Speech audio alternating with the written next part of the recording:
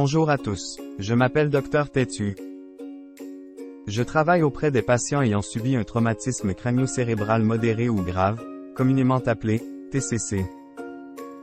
Aujourd'hui Silvio m'a invité à venir vous parler de la nature de cette condition. Un TCC est une blessure au cerveau.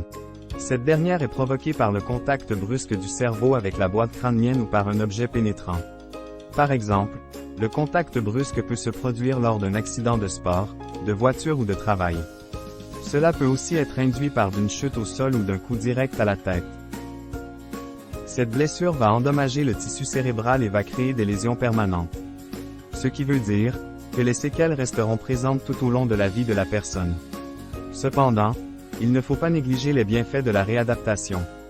Faite principalement dans les 2 années suivant l'accident, elle permettra à ce que la personne ait la meilleure qualité de vie possible.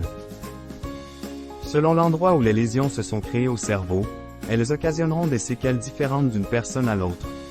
Certaines personnes peuvent avoir des troubles de la mémoire, du comportement et d'autres peuvent avoir des troubles de l'équilibre ou de la parole. Parfois, les manifestations des séquelles peuvent être invisibles.